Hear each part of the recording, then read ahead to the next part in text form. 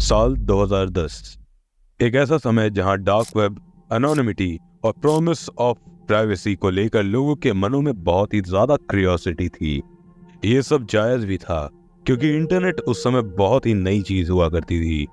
देखते ही देखते लोगों ने डार्क वेब के बारे में जानना और एक्सप्लोर करना शुरू कर दिया था। फिर इस बात से कोई फर्क नहीं पड़ता कि ये सब चीजें सही थी या गलत। ये सब चीजें नई थी और लोगों को एक्साइट कर रही थी कि कैसे वो एक ऐसी करेंसी को यूज कर सकते हैं जो नॉन ट्रेसेबल है और किसी भी अथॉरिटी से गवर्न नहीं है, जिसे हम आज क्रिप्टो करेंसी के नाम से भी जानते हैं। फिर क्या था? This couldn't get any better for those who deal in illegal activities and things such as drugs, weapons, hitmen. You got the idea. And dark web became the hub for illegal things in no time. This also gave significant rise in crime all across the globe. यहीं पर कहानी interesting हो जाती है और एक concept discover किया जाता है, the concept of e-commerce website for dark web. 2011 आते आते ये कॉन्सेप्ट पर बेस्ड सबसे पहली और पॉपुलर वेबसाइट बनी सिल्क रोड। सिल्क रोड ऐसा मार्केट प्लेस था जो अलाउ करता था किसी भी यूजर को अनोनिमसली इलीगल स्टफ बाय या सेल करने में। But shortly after it's launch and having about 1 lakh plus users at a point, the site was taken down by the authorities as the operator of Silk Road was caught. कहा जाता है कि 2013 में the site has around 10,000 products listed and 70% of them were none other than drugs. Authorities चाहती थी कि एक example set हो जाए after they took down Silk Road. So they decided to give life sentence to the man behind Silk Road. 2013 के अक्टूबर महीने में जब FBI ने सिल्क रोड को बंद कर दिया और उसके क्रिएटर रॉस उल्ब्रिच को अरेस्ट कर लिया, तो डार्क वेब कम्युनिटी में एक वैक्यूम क्रिएट हो गया। लोगों को एक ऐसा मार्केट प्लेस की जरूरत थी जहां बिना किसी परेशानी के वो अपने इलीगल गुड्स और सर्विसेज बेच सकें। जैसे ही एक वेबसाइट डाउन हुई, बाकी सभी यूजर्स ऑफ डार्क वेब ने इसे एक अपॉर्चुनिटी के जैसे देखा। इस टाइम पर एक नया नाम सामने आया। Just after 35 days of Silk Road 2.0 launch हो गई। हालांकि एक साल के अंदर अंदर ये साइट भी टेक डाउन हो जाती है, पर कहानी यहाँ कहाँ रुकने वाली थी। Other sites like Valhalla, Pandora, Grey Road और इवोल्यूशन जैसे ना जाने कितने वेबसाइट्स ने इस रेस में अपना नाम बनाने और टॉप स्पॉट को ग्रैब करने का पूरा ट्राई करा, पर ये सभी नाकामयाब रहे। 2014 के सिल्क रोड 2.0 के डाउनफॉल के बाद भी डार्क वेब कम्युनिटी में इलीगल मार्केट प्लेस बंद नहीं हुए। इस बार एक नई जगह ने स्पॉटलाइट ली जिसका नाम था अल्फा बे। अल्फा बे एक और डार्क वेब मार्केट प्लेस था जो 2014 के दिसंबर में लॉन्च हुआ था। ये क्विकली सिल्क रोड और सिल्क रोड 2.0 का रिप्लेसमेंट बन गया। अल्फा बे के एडमिनिस्ट्रेटर ने अपनी आइडेंटिटी को छुपाने के लिए एक स्यूडो नाम का यूज किया जिससे वो एनोनिमस रह पाए, अल्फा 02। और उसने इस बात का ध्यान रखा कि वो सिल्क रोड की गलतियों को ना दोहराए। अल्फा बे पे इलीगल ड्रग्स, हैकिंग टूल्स और क्रेडिट कार्ड डिटेल्स और मनी लॉन्ड्रिंग सर्विसेज, मैलवेयर और काफी कुछ भी बेचा जा सकता रहा। पर अल्फा 02 ने अल्फा बे के यूजर्स के लिए कुछ रूल्स भी सेट किए थे, जैसे कि यहाँ कोई भी child related stuff, hitman for hire and Russian bank account details नहीं बेचा जा सकता। एक ऐसा प्लेटफॉर्म जो आगे चलकर डार्क वेब हिस्ट्री का सबसे बड़ा मार्केट प्लेस बनने वाला था।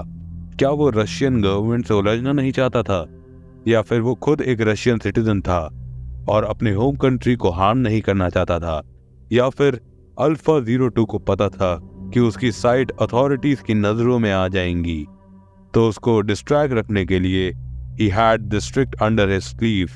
इसके पीछे का रीजन किसी को नहीं पता।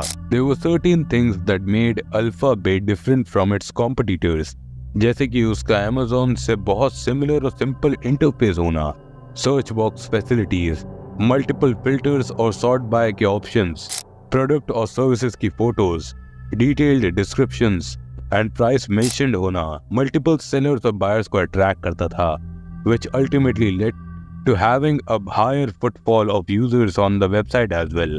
अल्फाबेट से कोई भी आइटम खरीदने के लिए तुम्हें उस आइटम को ऐड टू कार्ट करके डिलीवरी एड्रेस सिलेक्ट करना होता था। आफ्टर दैट नॉर्मल पेमेंट करनी होती थी through by either bitcoin, Monero और इथेरियम, जिससे पेमेंट ट्रेस नहीं हो पाए और प्राइवेसी इन्वेड ना हो दोनों ही पार्टीज की।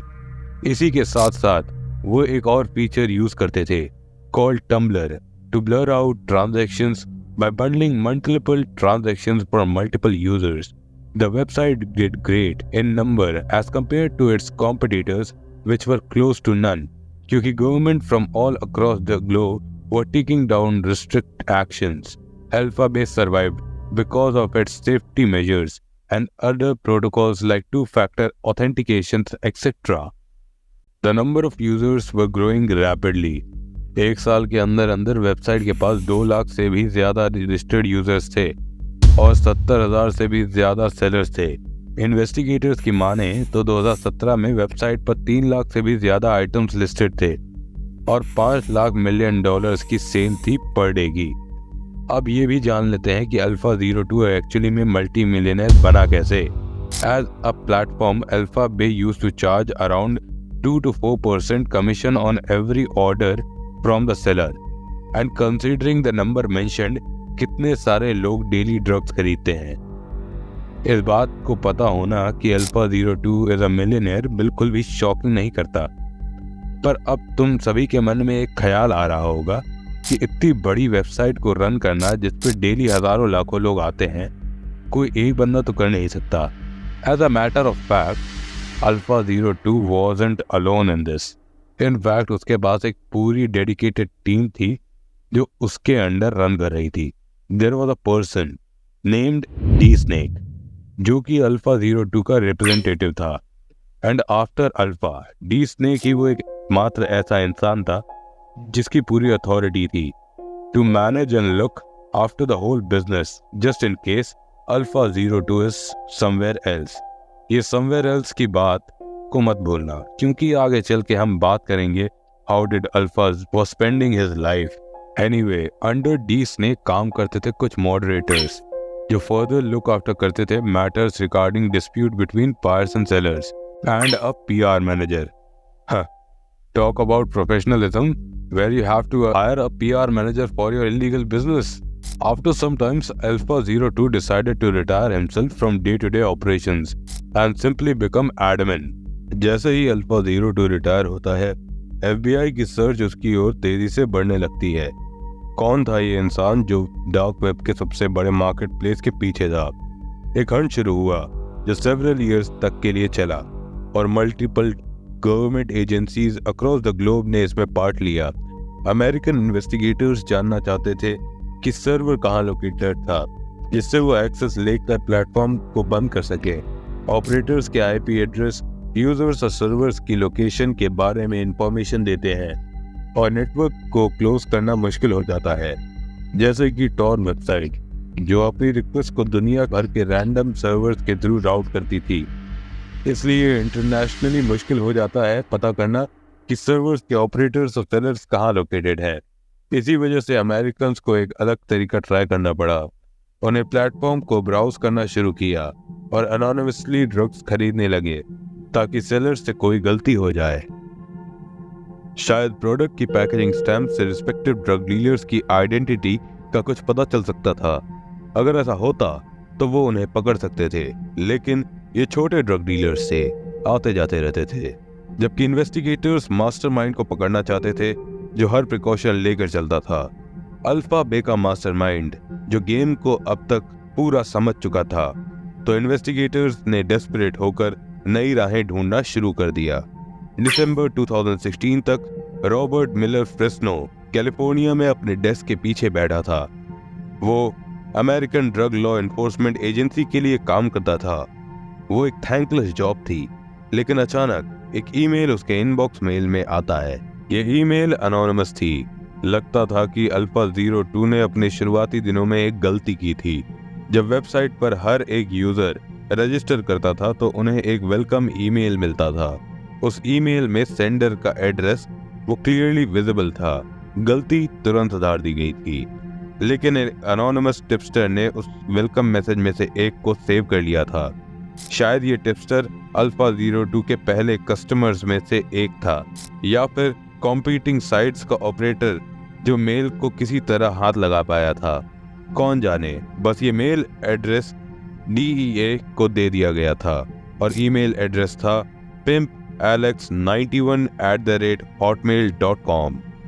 ये ईमेल एक ब्रेक थ्रू था और इन्वेस्टिगेटर्स ने उस ईमेल एड्रेस के थ्रू अपनी इन्वेस्टिगेशन शुरू की। उन्होंने 2008 और 2009 की एलेक्स की कुछ फोटोज skyrocket.com से ढूंढी। स्काईरॉकेट एक French language social media platform था। उसने अपनी एक पुरानी डेटिंग प्रोफाइल को भी लिंक किया हुआ था। प्रोफाइल के हिसाब से वो ट्रॉयस रिवरस को अपना होम टाउन बताता है। उस टाइम वो 17 साल का था, तो शायद उस ईमेल में 91 उसका बर्थ ईयर हो सकता है। मतलब जब अल्फाबेट स्टार्ट हुआ था तब वो सिर्फ 23 साल का होगा। यूजर नेम अल्फा 02 एक फ्रेंच लैंग्वेज टेक्नोलॉजी फोरम पे भी मिला। 2008 में उसने वहां एक्सप्लेन किया था कि इमेजेस से वायरस कैसे रिमूव किया जा सकता है। पोस्ट के बॉटम में उसका ईमेल एड्रेस था और उसका पूरा नाम भी, अलेक्जेंडर केस। इन्वेस्टिगेटर्स के पास उसका पूरा नाम था, पर वो कहाँ था किसी को नहीं मालूम। इन्वेस्टिगेट करने पर इन्वेस्टिगेटर्स को उसकी लिंक्डइन प्रोफाइल और पेपैल भी मिल गया था।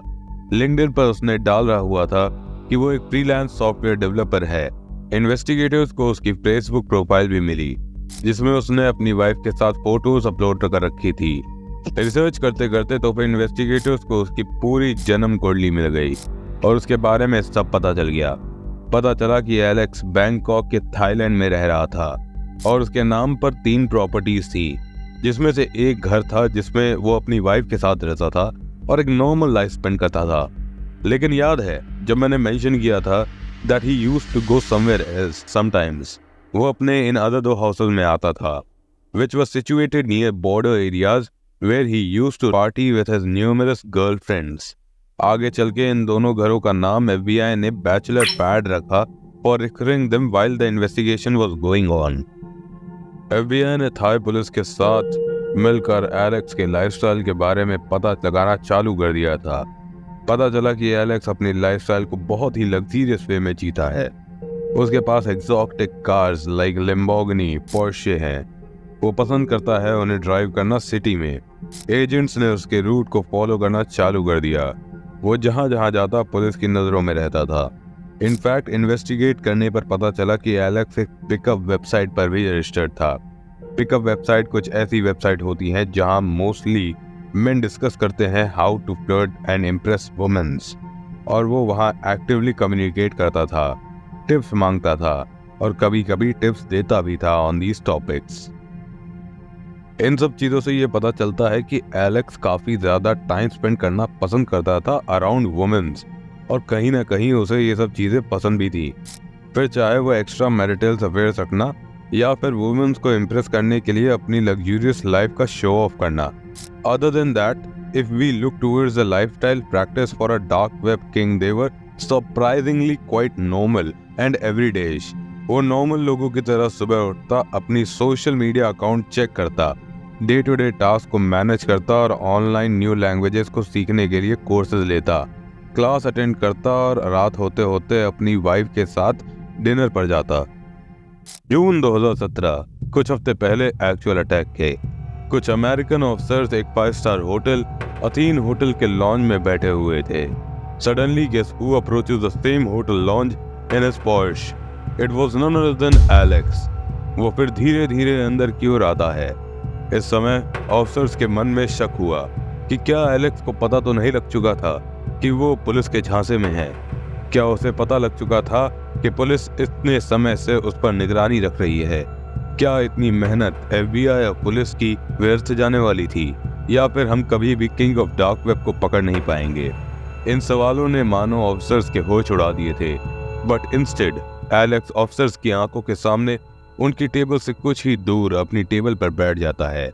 पता चलता है कि वो सिर्फ यहाँ पर एक बिजनेस मीटिंग के लिए आया था।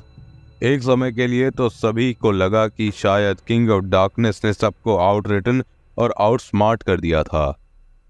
कुछ ही समय के बाद एलेक्स की मीटिंग खत्म हुई और वो वहां से जा रहा था, और उसे ये नहीं पता था कि वो कुछ ही दिनों में इन ऑफिसर्स के हाथों गिरफ्तार होने वाला था और मौत के घाट उतारे जाने वाला था। यूरोप में एक और वेबसाइट थी जो सिमिलर अल्फाबे का काम कर रही थी, हांजा मार्केट। देखते ही देखते ये पता लगता है कि Dutch authorities were after the Hansa market. तो यहाँ पर डच अथॉरिटीज और FBI ने मिलकर एक प्लान बनाया जिसमें वो पहले कैप्चर करेंगे अल्फा 02 को, जिससे अल्फा बे बंद हो जाएगी। कंसीडरिंग कि अल्फा बे कोई छोटी मोटी वेबसाइट तो है नहीं, उसके बंद होने पर सारा ट्रैफिक किसी और वेबसाइट पर जाएगा, विच वॉज हांजा मार्केट। तो जब ऐसा होगा तो डच अथॉरिटीज उन सभी लोगों की डिटेल्स कैप्चर कर लेगी जो भी अपना अकाउंट हांजा मार्केट पर बनाएंगे, ताकि उन लोगों के खिलाफ भी एक्शन लिया जाए। इस ऑपरेशन का नाम रखा गया ऑपरेशन बेयोनेट। ऑपरेशन बेयोनेट शुरू होता है। एक रॉयल ग्रे कलर की Toyota Camry with royal Thai police badge drive करती है नियर अल्फा 02 के मैंशन की ओर। गाड़ी के अंदर एक फीमेल ऑफिसर होती है जो मैंशन के सिक्योरिटी गार्ड से बोलती है कि उसने शायद गलत टर्न ले लिया है। वो जैसे ही कार को रिवर्स करती है तभी जोर से कार की टक्कर हो जाती है मैंशन के मेन गेट से।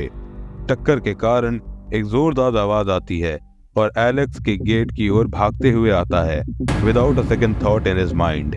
ये देखते ही सारे ऑफिसर्स कार में से निकलते हैं और एलेक्स को पकड़ लेते हैं। अब सिचुएशन ऐसी हो गई थी कि एलेक्स चाहते हुए भी कुछ नहीं कर सकता था। अंदर उसके घर में उसका लैपटॉप अनलॉक्ड रखा था। अगर पुलिस जरा भी लेट हो जाती तो उस दिन शायद उसको एलेक्स का लैपटॉप और डर्टी बिजनेस जो वो कंडक्ट कर रहा था उनको अनलॉक नहीं मिलता। कुछ भी हो सकता था। एलेक्स अपना आईफोन और लैपटॉप लॉक करके भी बाहर आ सकता था। FBI और बाकी अथॉरिटीज शायद सालों सालों तक पासवर्ड क्रैक नहीं कर पाती, पर वो कुछ पल थे जिन्होंने इस क्रिमिनल और इनलीगल बिजनेस को फाइनली रोक दिया था। इन्वेस्टिगेटर्स को फिर उसके लैपटॉप से काफी पासवर्ड्स और अदर यूजफुल इंफॉर्मेशन बरामद हुई। इन्वेस्टिगेटर्स को पता चला कि एलेक्स के पास $23 मिलियन हैं। 23 मिलियन $। दोस्तों, अगर आपके पास $23 मिलियन होते तो क्या आप अपने एक टूटे हुए गेट को बचाने के लिए दौड़ते हुए जाते अपना लैपटॉप खुला छोड़कर? और according to the operations and plans Hansa market को भी बंद कर दिया गया और जितना भी ट्रैफिक हांजा मार्केट पर गया था उन सभी की डिटेल्स भी मिल गई। ऑपरेशन के बाद पुलिस ने एलेक्स की महंगी गाड़ियां, उसके घर और फाइनली बिटकॉइन को भी जब्त कर लिया। उसकी वाइफ को एक्यूज किया गया मनी लॉन्ड्रिंग केस से रिलेटेड। एक हफ्ते के बाद जुलाई 12 एलेक्स मर चुका था। उसने सुसाइड कमिट कर लिया था पुलिस की कस्टडी में होते हुए, और इसी के साथ the king of dark web एक हिस्ट्री का हिस्सा बन गया। अल्फा 02 और अल्फा बे की कहानी ये दिखाती है कि डार्क वेब की दुनिया कितनी खतरनाक है, लेकिन अंत में लॉ एनफोर्समेंट ने उन्हें ट्रैक ही कर लिया। अल्फा 02 और अल्फा बे जैसे केस हमें सिखाते हैं कि डिजिटल दुनिया की फ्रीडम के साथ साथ कुछ खतरे भी होते हैं। जब तक ग्रीड और एनोनिमिटी डार्क वेब के साथ जुड़ी रहेगी तब तक ऐसे केस समाप्त नहीं होंगे। ये कहानी ये भी दर्शाती है कि इंसान के अंदर की ग्रीड कितनी पावरफुल हो सकती है। यह वो ग्रीड है जो इंसान को बिना किसी सोच समझ के खतरनाक रास्तों पर ले जाती है, जहाँ वो सिर्फ पैसा और पावर देखता है, बिना ये समझे कि उसके एक्शन का असर कितना गहरा हो सकता है। अलेक्जेंडर के लिए डार्क वेब एक ऐसी जरिया था जिससे वो दुनिया के रूल्स को तोड़कर अपने खुद के रूल्स बना सकता है, लेकिन उसका ये एरोगेंस, ये ओवर कॉन्फिडेंस उसकी बर्बादी का कारण बना। जब तक दुनिया में ग्रीड है, ऐसे मार्केट प्लेस फिर से खड़े होंगे, नए नामों के साथ, नए चेहरों के साथ। पर जो सीखें हमें यहाँ मिलती हैं वो ये हैं कि कभी ज़्यादा पावर और ज़्यादा फ्रीडम के चक्कर में इंसान सब कुछ खो देता है। अल्फा 02 और अल्फा बे दोनों ही हमें याद दिलाते हैं कि खुद को दुनिया का सबसे चतुर इंसान समझने वाले अक्सर सबसे बेवकूफ़ बन जाते हैं।